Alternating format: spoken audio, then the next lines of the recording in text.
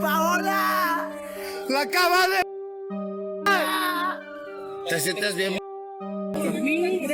Yo estoy aquí. Ajá. Ey, Yo no hice nada. ahorita vas a ver, perro. No te preocupes. Ahorita vas a ir. ¿Quién le dijo? No lo sé. Ay, ¿cómo no lo sabes, perro? Yo escuché los... A mí me quería subir.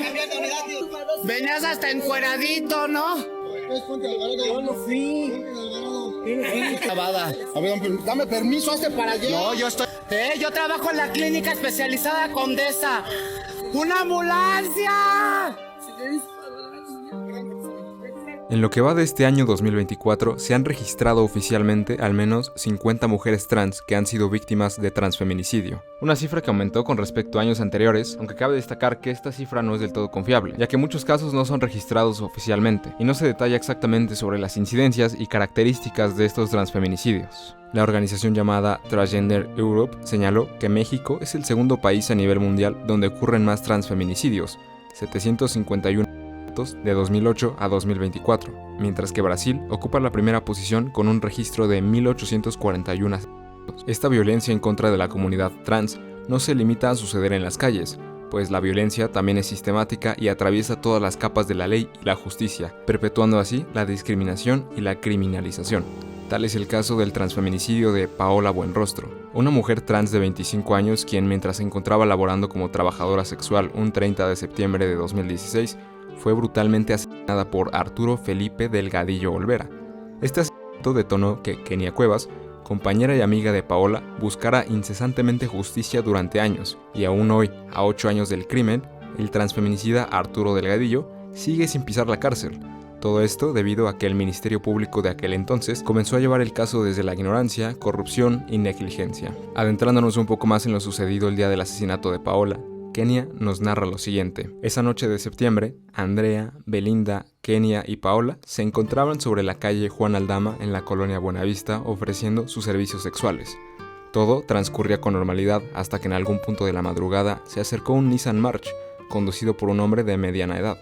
Este sujeto de inmediato llamó la atención de Kenia y sus compañeras, pues sentían algo sospechoso en él. Se encontraba en estado de ebriedad y con los pantalones abajo de las rodillas. Es decir, iba manejando casi desnudo, borracho, drogado y urgido en busca de una trabajadora sexual para saciar su necesidad. Kenia cuenta que el tipo les ofreció 200 pesos por el servicio y que era lo único que traía, pues momentos antes los policías lo habían extorsionado y perseguido. Todo esto alertó a Andrea, Kenia y Belinda, quienes rechazaron al hombre de inmediato a pesar de su insistencia. Lamentablemente, quien sí accedió a subir al auto fue Paola Buenrostro. Y así, luego de ascender al Nissan March, emprendieron camino y doblaron en la esquina con Puente de Alvarado. Segundos después de dar la vuelta, se escuchó un grito desesperado de ayuda de Paola, quien gritó Kenia, pero que con una voz de auxilio. Kenia se acercó corriendo al auto, pero en cuanto llegó a percibir la ventana, escuchó 2 detonaciones de arma de fuego, aunque en otras narraciones después confirma que fueron 3 estallidos de bala. Sin embargo, el primero no se llegó a escuchar porque fue a quemarropa. Posteriormente descubrió una imagen atroz. Su amiga, Paola, se encontraba inconsciente sobre el sujeto. Este tipo de inmediato aventó a Paola al asiento del copiloto para apuntarle con el arma a Kenia. El arma se encasquilló y por eso, a pesar de sí haber disparado, no resultó herida. Casi al instante, una patrulla que estaba rondando en la colonia se acercó al lugar del asesinato. Fue tan rápido que incluso alcanzaron a ver al hombre, Arturo Felipe Delgadillo Olvera, con el arma en la mano. Los policías, al observar la escena, detienen al sujeto y lo suben a la patrulla. Sin embargo, el asesino se negaba a ser arrestado y luego de ser subido a la patrulla, rompió el vidrio trasero de la misma. En ese momento, Kenia comienza a grabar un video con su celular y se logra apreciar toda la escena. Paola en el asiento del copiloto agonizando. Se logra percibir un pequeño último respiro que hizo. Luego procede a grabar las placas del vehículo y también al asesino con el vidrio roto de la patrulla. Las compañeras de Paola, preocupadas, se aseguran de haber llamado a los servicios médicos. Aun con ello, la ambulancia no pudo llegar a tiempo para salvar la vida de Paola Buenrostro, y murió en el vehículo del asesino. Y aquí no se detiene la travesía llena de discriminación y odio que vive la comunidad trans y en concreto Kenia y sus amigas, sino que más bien empieza el martirio. Desde la llegada de los policías al lugar, trataron a Kenia, Andrea y Belinda como hombres, además de dirigirse con apatía a ellas. Esto se logra apreciar en el video grabado por Kenia, donde se dirigen a ella con tal agresividad que parece que buscan conflicto, en lugar de centrarse en el asesino. Ya la tengo bien grabada. A ver, dame permiso, hazte para allá. No, yo estoy en mi derecho de grabar. Yo soy una defensora de los derechos humanos. Yo trabajo en la clínica especializada Condesa. Esa madrugada, las amigas y compañeras de Paola se dirigieron al Ministerio Público para declarar lo sucedido. El Ministerio Público se negaba a darle información a Kenia sobre el asesino de Paola. Los trabajadores del lugar repetían constantemente que ya se retiraran del lugar, pues es una puta de la esquina. ¿Quién les va a hacer caso? ¿Quién les va a reclamar? Esto indignó aún más a Kenia y permaneció en el recinto las 48 horas correspondientes a la supuesta judicialización de la carpeta. Así, 2 días completos esperó Kenia sin información, sin apoyo gubernamental y con mucho coraje. Entonces llegó el momento de la audiencia sobre el asesinato de Paola. Kenia asistió y antes de que comenzara la misma, el juez preguntó si había algún testigo presente en la sala. Kenia alzó la mano y el Ministerio Público procedió ipso facto a retirarla del lugar, alegando que de esa forma no se contaminaría la sala. Este acto no tiene sentido judicialmente hablando, pues a Kenia y sus amigas no les tomaron en cuenta como testigos desde el inicio de la investigación. El Ministerio Público inventó una nueva tipificación en pro del asesino, curiosa del lugar. En lugar de declarar a Kenia como testigo y así validarla como prueba suficiente para aprender a Arturo Felipe, decidieron designar una tipificación que no existe e invalidarla por completo. En cuanto terminó la audiencia, dejaron en libertad al transfeminicida, pues según el juez no existían elementos para procesar y vincularlo a proceso. Es decir, ni el testimonio de Kenia, ni sus videos, ni lo presenciado por la patrulla el 30 de septiembre, ni ningún elemento fue tomado en cuenta. Ni siquiera se llevó a cabo una investigación real, pues no se indagó en nada. No se realizaron análisis de balística, no se analizó realmente el vehículo del sujeto, no hubo exámenes médicos ni forenses. Nada en absoluto. Una ausencia descarada de justicia. El motivo de toda esta injusticia fue la corrupción, pues se dice que Arturo Felipe Delgadillo Olvera era un exmilitar, quien en ese momento se dedicaba a la seguridad privada y por eso portaba un arma de fuego consigo. Y es así como gracias a sus conectes y al ineficiente sistema de justicia del país, este asesino solo estuvo retenido 48 horas luego de matar a una mujer trans, para después ser liberado sin ninguna condena. Por supuesto, el hecho de que el asesino estuviera en libertad significó para Kenia Cuevas un peligro inminente y permanente, pues estos 2 días ella se dedicó a compartir información sobre lo sucedido y a buscar la forma de hacer justicia. Es evidente que el asesino en algún momento regresaría a acabar con la vida de Kenia, pero ya volveremos a eso más adelante. Continuando con lo sucedido, luego de que el asesino fue puesto en libertad, Kenia acudió a la alcaldía con el objetivo de llevarse el cuerpo de Paola y realizar una sepultura digna. La alcaldía, claro, se negó. A esto, Kenia advirtió que de no entregarle el cuerpo de Paola iba a manifestarse con más de 500 trabajadoras sexuales, motivadas por la ola gigante de injusticias. Entonces la alcaldía, ahora sí, bajo amenaza, le entrega el cuerpo de Paola a Kenia, pero con algunas restricciones, como no cremarla y no enterrarla fuera de la Ciudad de México. Kenia accede, se lleva a su amiga, busca una funeraria y junto con el resto de mujeres trans que conocía, acuden a trasladar a Paola buscando velarla. Luego de 2 noches de velación, emprendieron camino al panteón. Sin embargo, Kenia tuvo la idea de dirigirse al punto, es decir, al lugar donde ofrecían sus servicios sexuales para hacerle una guardia, aplaudirle y honrar la memoria de Paola, en el lugar donde ejercía su profesión y donde también le fue arrebatada la vida. Pero luego alguien le sugirió a Kenia, si vas a hacer tu desmadre, hazlo bien. Así, sin pensarlo 2 veces, una Kenia en shock, llena de incertidumbre, desesperada, angustiada y enojada, decidió dirigirse a Insurgentes, una de las avenidas más grandes de la ciudad. Kenia le indicó al conductor de la carroza su plan. Este medianamente accedió. Así, mientras el vehículo estaba encendido y cruzando justo a mitad de Insurgentes, Kenia arrebató las llaves y se bajó del auto para bajar el ataúd donde yacía Paola.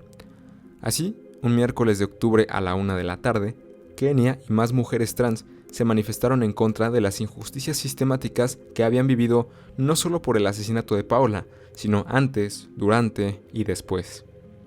Un miércoles a la 1:30 de la tarde, plena avenida Insurgentes. Empezó a llenarse de gente, llegaron medios de comunicación, helicóptero, y me decían los medios, ¿es virtual tu ataúd? No, mamacita, ábrelo.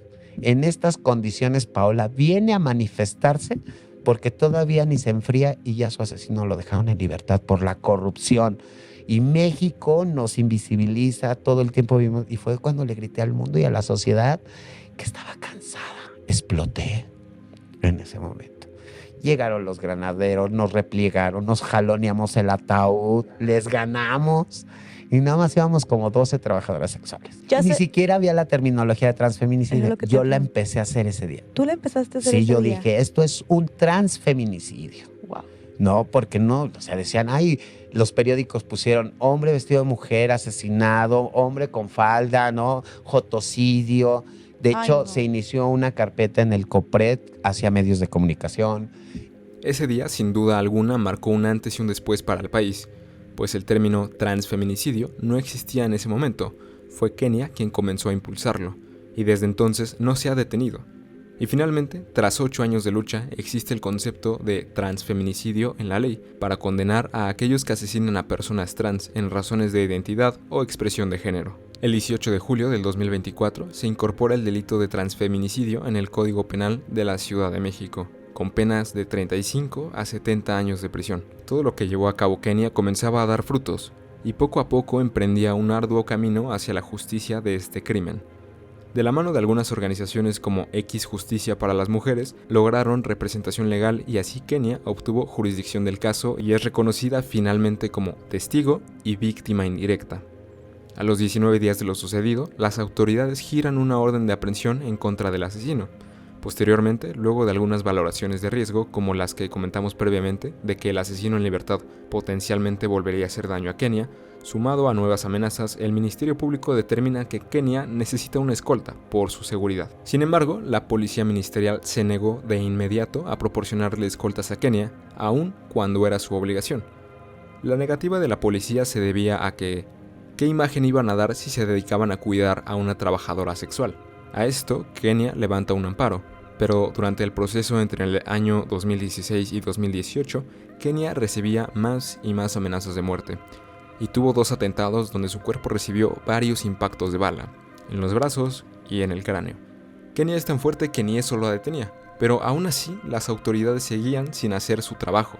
Todo esto provocó otra terrible tragedia. En el año 2018, Kenia recibió en su casa una corona de flores con su nombre, símbolo evidente de que alguien ya la estaba dando por muerta y simplemente quería espantarla. Recordemos que Kenia comparte su hogar constantemente con otras mujeres trans en situaciones de vulnerabilidad. Y así, mientras Kenia se encontraba en Oaxaca atendiendo otras cuestiones, una mañana del mencionado año encontraron el cuerpo de Pamela, una mujer trans que vivía con Kenia, degollada en la misma cama donde solía dormir. Ella cree que asesinaron a Pamela pensando que se trataba de Kenia, pero la carpeta de investigación aún sigue en proceso de esclarecimiento. Este acontecimiento, ahora sí, finalmente fue lo que necesitó la policía ministerial para asignar escoltas a Kenia, aunque tampoco estuvo libre de victimización una vez conseguido esto, pues el ente jurídico le solicitaba cada 3 meses una valoración de riesgo, misma que Kenia se negaba a responder, pues esto significaba que el mecanismo le dejaría de otorgar la protección, ya que en la realidad el lapso máximo que protegen a las víctimas son 6 meses, justificados por esta supuesta valoración de riesgo, como si por arte de magia tras este periodo desaparecieran las amenazas. El mecanismo de gobernación se encarga de hacer valer este derecho de protección a Kenia, pues mientras el asesino de Paola Buenrostro siga en libertad, Kenia tiene un peligro mortal constante en su vida. De esta forma, Kenia aún cuenta con las medidas de seguridad, como protección en las cerraduras de su casa, visitas constantes, entre otras. Pero esto quiere decir que el asesino, Arturo Felipe Delgadillo Olvera, sigue en libertad. La Fiscalía de la Ciudad de México publica esporádicamente el anuncio donde ofrecen una recompensa de hasta 500,000 pesos por información verídica que ayude a capturar al asesino. Si te interesa algo de esta solicitud, te dejo la imagen y más información sobre ello en la descripción. Respecto a información reciente sobre el asesinato de Paola Buenrostro, no se ha actualizado lo que ya se sabía, además de lo que ya te había comentado sobre que se aprobó en el Código Penal de la Ciudad de México la tipificación del transfeminicidio. En el 5º aniversario luctuoso de Paola, el 30 de septiembre del 2021, la Fiscalía General de Justicia de la Ciudad de México ofreció una disculpa pública a Paola y a Kenia. La encargada de ofrecer la disculpa fue Ernestina Godoy. la Fiscalía General de Justicia de la Ciudad de México, por mi conducto, reconoce la responsabilidad institucional en las violaciones a los derechos humanos referidas y ofrezco una disculpa pública a la memoria de Paola Buenrostro y a su familia, así como a Kenia Citlali Cuevas Fuentes, por las afectaciones ocasionadas por la violación a sus derechos humanos, de falta de debida diligencia y de la aplicación de la perspectiva de género y de enfoque diferenciado en la investigación del transfeminicidios acreditados en la recomendación de la entonces Comisión de Derechos Humanos del Distrito Federal. Aunque esto, ¿qué arregla realmente? El asesino sigue libre aún con todo y esta disculpa. Es una disculpa que en mi opinión se siente un tanto forzada y que una disculpa real, digna y legítima sería atrapar al asesino. No palabras, sino hechos. Para finalizar el video, déjame contarte un poco más sobre la vida de Kenia Cuevas, ya que me parece admirable. Ella nació en la Ciudad de México en la década de los 70s. Fue criada por su abuela y vivía junto con sus hermanos, mismos que diariamente la violentaban y agredían física y emocionalmente. Esta violencia llegó a extremos y esto rebasó a Kenia, quien indefensa tras la muerte de su abuela y con 8 años de edad, una tarde salió de su casa harta de los golpes y los maltratos. Se encontró con un amigo de su abuela, él le ayudó a conseguir trabajo y un poco de dinero para poder sobrevivir. Sin embargo, sus hermanos le quitaban el mismo. Es entonces cuando decide salir de su casa para no regresar jamás. Salió a caminar por la ciudad y llegó a las calles del centro histórico. Cruzó a la esquina entre Valderas y Juárez, cayó la noche y se quedó sentada, esperando algo, sin saber exactamente el qué. Eventualmente, la pequeña Kenia logró apreciar a lo lejos una figura femenina acercándose. Se trataba de una mujer trans, aunque para ese momento ella no tenía noción de estos términos. Lo único de lo que estaba segura es que esa mujer portaba algo que le inspiró, admiró e identificó inmediatamente. Kenia se acercó y le pidió ayuda para poderse vestir y ver como ella. La mujer le respondió que se pusiera a trabajar como ella. Le dijo que se parara en la esquina y que detuvieran un auto, que se subiera y que hiciera lo que le indicaran, pero remarcó que tenía que cobrar 400 pesos. La pequeña Kenia, de 9 años, hizo caso y así detuvo un vehículo. Se subió y procedió a contarle al hombre a bordo su situación. El hombre solo respondió que él no podía llevársela por temas legales, pero que le iba a dejar suficiente dinero para que viviera en un hotel durante una semana, además de alimentarse por un buen tiempo. Luego llegaron al hotel, tuvieron su encuentro y el hombre se marchó. Kenia pasó la noche en ese hotel y al despertar salió a dar un recorrido al mismo y observó que todo el recinto estaba lleno de mujeres trans. Se encontró con Viridiana y la Chabela, a quienes de inmediato le solicitó ayuda para arreglarse como ellas. Accedieron y le enseñaron, pero con la condición de que prestara atención, pues solo lo harían una vez. Luego de ir a comprar la ropa, maquillaje y tacones, le enseñaron cómo vestirse y maquillarse. Ella prestó atención a cada detalle, y una vez finalizada se vio al espejo y por fin vio ahí a alguien que siempre quiso ser. Se sintió feliz por identificarse con su cuerpo y con su reflejo. Llegó la noche y las mujeres que habían conocido le indicaron que era hora de ponerse a trabajar. La llevaron a la esquina de Insurgentes con Álvaro Obregón y le presentaron a La Madrota, una mujer a la que le tenía que rendir cuentas y darle constantemente su cuota monetaria para poder trabajar ahí. Kenia accedió y así trabajó bien durante algunos meses, pero eventualmente llegaría uno de los tormentos más pesados en su vida: el consumo de sustancias tóxicas. Los clientes del trabajo sexual le exigían a ella que consumieran drogas juntos. Al principio era un consumo esporádico e irregular, pero pronto aumentó y aumentó, a tal nivel que Kenia llegó a la indigencia.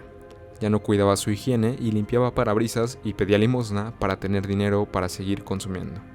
Así quedó en un círculo vicioso durante 15 años de su vida. En ese periodo, a la edad de 13 años, le detectaron VIH. Esto le afectó aún más y provocó que perdiera su identidad, que dejara de defender sus ideales y su transición. Casi lo pierde todo. Sin embargo, en una ocasión, mientras se encontraba consumiendo sustancias en un departamento ubicado en Tepito, llegó un operativo de la Policía Federal y fue detenida por posesión y venta de narcóticos, pues la mujer que vendía le aventó la bolsa con la sustancia para incriminarla ipso facto. Kenia estuvo recluida en el penal de Santa Marta, Acatitla. durante poco más de 10 años, hasta que consiguió su libertad probando que era inocente. Luego de salir de la cárcel volvió al trabajo sexual y poco después sucedió el transfeminicidio de Paola Buenrostro. Y posteriormente a lo que te narra en el video, Kenia actualmente sigue luchando por la justicia y ayudando a mujeres trans en situaciones vulnerables. Recientemente logró fundar la Casa de las Muñecas Tiresias, una organización cuyo objetivo es ese, ayudar. Su principal proyecto es la Casa Hogar Paola Buenrostro, un recinto donde habitan mujeres trans de todas las edades y que son apoyadas en su alimentación, cuidado, disciplina, a nivel legal, a nivel emocional, entre otros. Ahí muchas mujeres obtienen estudios de nivel básico, medio y superior. Obtienen también un acta de nacimiento con la reasignación de género correspondiente y básicamente se les nutre de las herramientas para obtener empleos y, ulteriormente, una vida digna y saludable. Si te interesa ayudar a esta casa hogar, puedes hacerlo en efectivo o en especie, desde alimentos, ropa, accesorios de higiene, limpieza, botiquín o entre otras. Te dejo el link en la descripción o puedes buscar en Google Casa de las Muñecas Tiresias y ahí tendrás más información sobre ello. Y esta fue la historia del transfeminicidio de Paola Buenrostro, una historia que está plagada de injusticias, corrupción, discriminación, criminalización a las personas trans, en concreto a la misma Paola, a Kenia Cuevas, a sus compañeras, a sus amigas. Es una historia tremendamente lamentable que ejemplifica la sarta de injusticias y dificultades por las que tiene que atravesar la comunidad trans y en general la deficiencia del sistema. Si el sistema no nos está proporcionando ni una pizca de justicia, ¿para qué existe, no? Sé que un video no es suficiente para contar a detalle sobre la vida de Kenia Cuevas, ya que es amplia e interesante por donde la veas. Una historia sin duda inspiradora.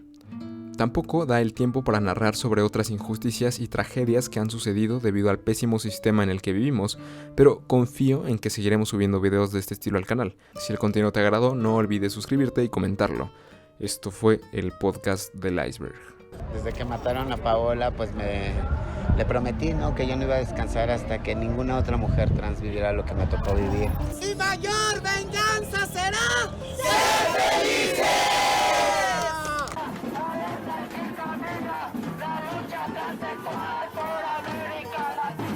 Alerta,